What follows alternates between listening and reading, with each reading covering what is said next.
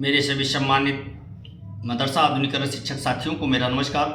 मैं पंकज मिश्रा, मदरसा आधुनिक शिक्षक। दोस्तों, जैसा कि आप जानते हैं कि मदरसा आधुनिकरण शिक्षकों की समस्या काफ़ी गंभीर विषय बना हुआ है। उसके समाधान के लिए लगातार प्रयास किए जा रहे हैं, लेकिन वो प्रयास अभी तक सफल नहीं हो पाया है।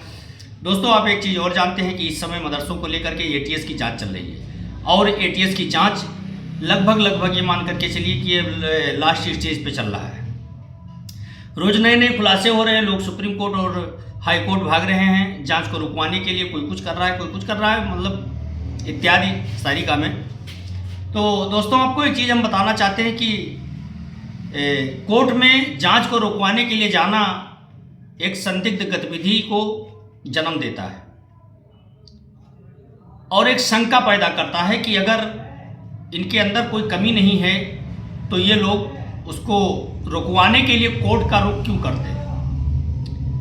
ये सवाल जेन्युइन है, क्योंकि अगर आपने चोरी नहीं किया है तो आपको डट करके सामना करना है। अब आज एक खुलासा और आया है। एक महान भाव तुर्की से फंडिंग करा रहे थे, कंपनी के माध्यम से, हवाला के माध्यम से। उनके फंडिंग का पता चला है। अब तुर्की से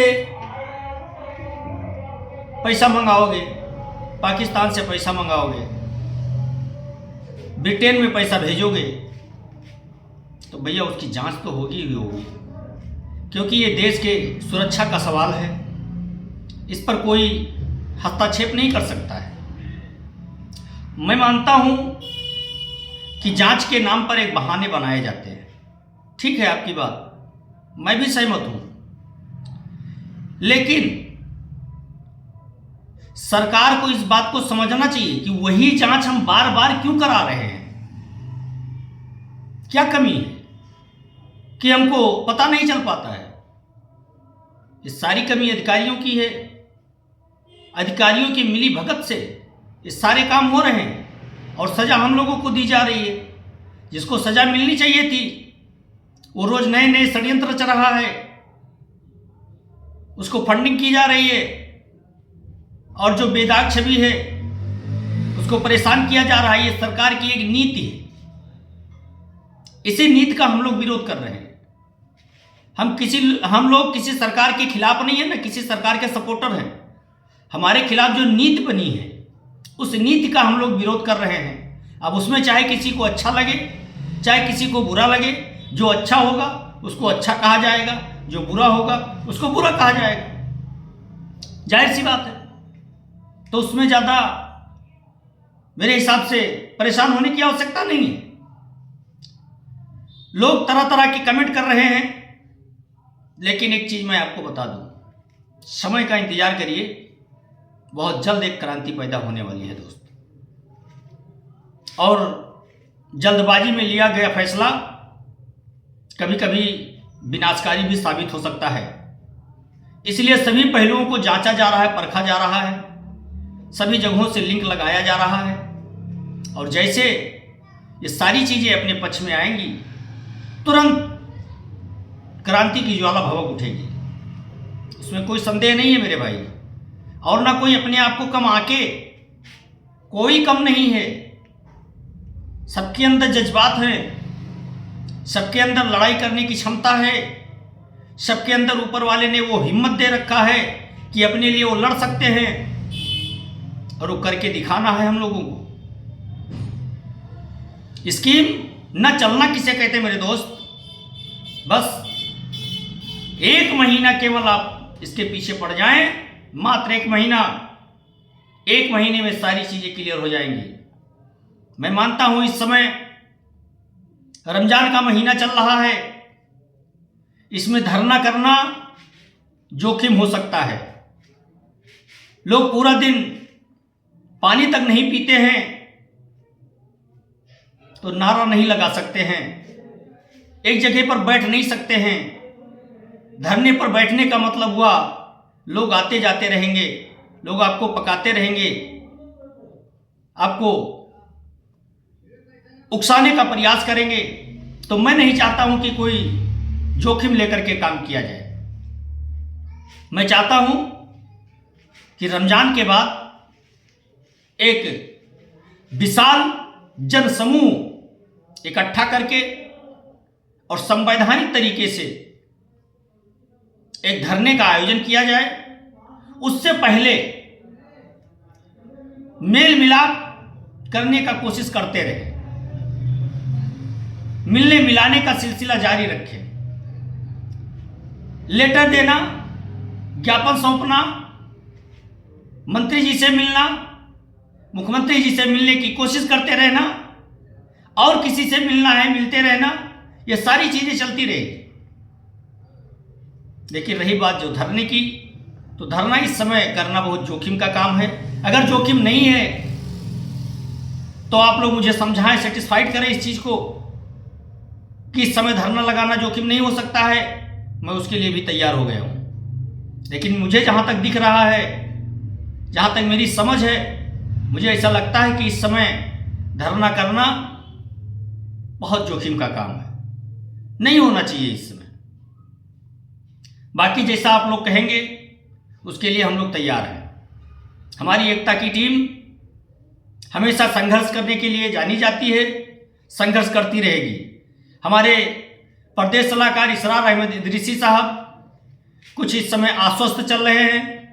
मुझे एक पोस्ट के माध्यम से पता चला है, हालांकि परसों मैंने फ़ोन किया था लेकिन फ़ोन नहीं रिसीव हो पाया, शायद इसीलिए क्योंकि वो बीमार थे, इसलिए उनका फ़ोन रिसीव नहीं हो पाया।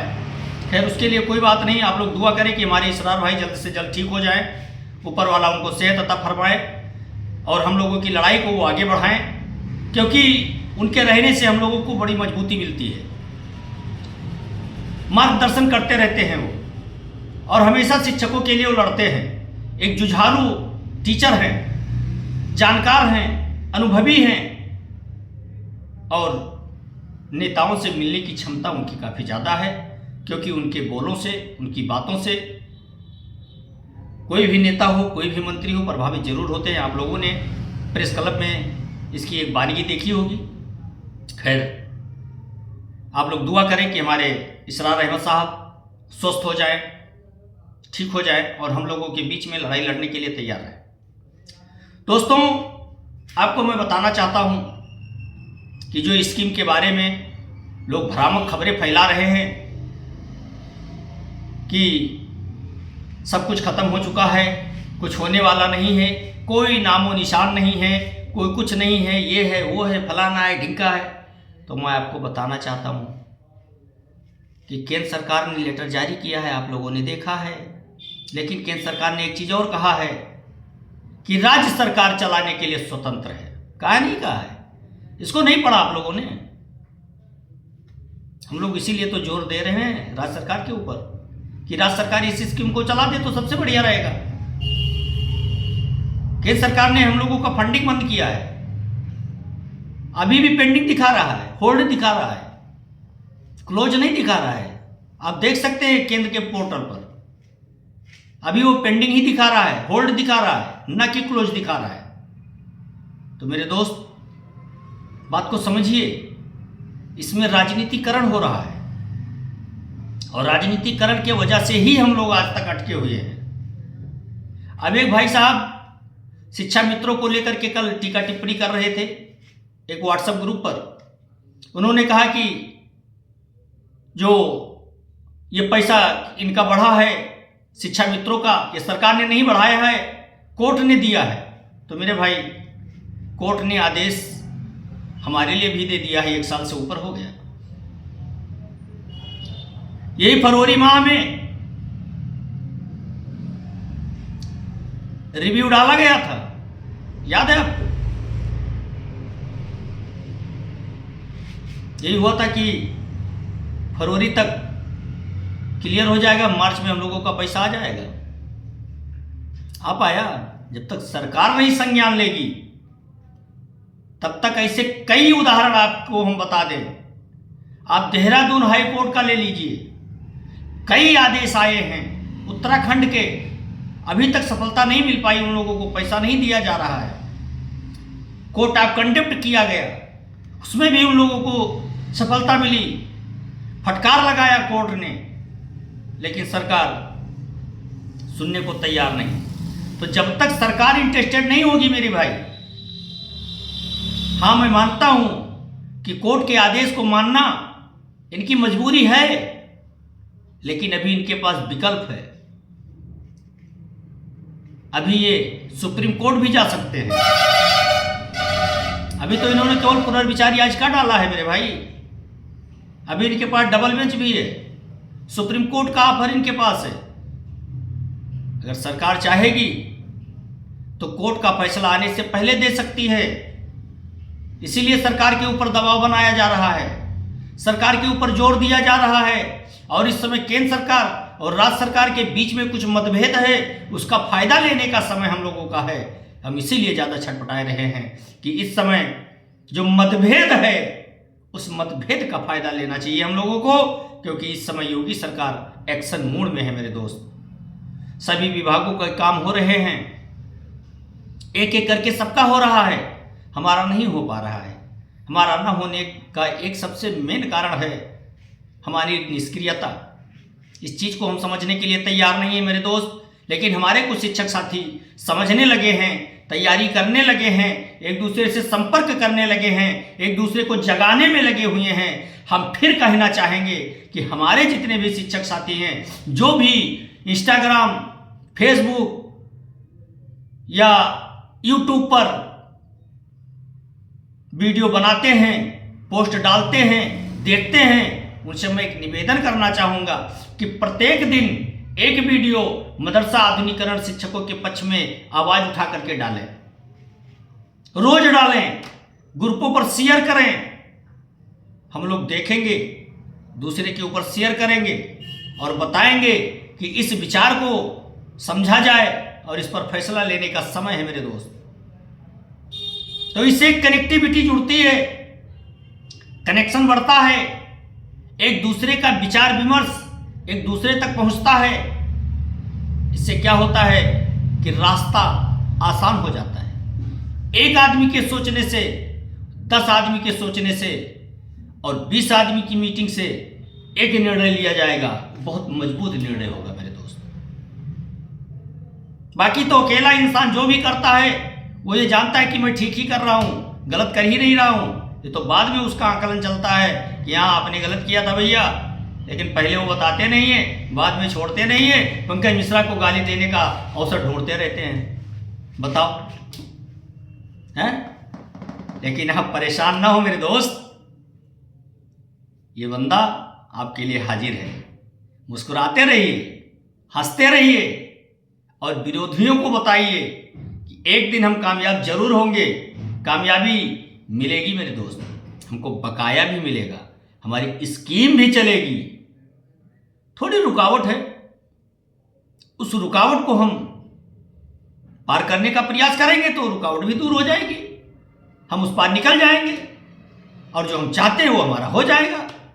क्या बात करते हैं भाई, दुआ करिए आप लोग कि ये बंदा रोज वीडियो संदेश हमारे लिए बनाता रहे और कोशिश जारी रखे। ऊपर वाला कभी ना कभी तो सुनेगा। चलते हैं, फिर मिलेंगे नेक्स्ट वीडियो के साथ। तब तक के लिए नमस्कार। जय हिंद, जय भारत, भारत माता की।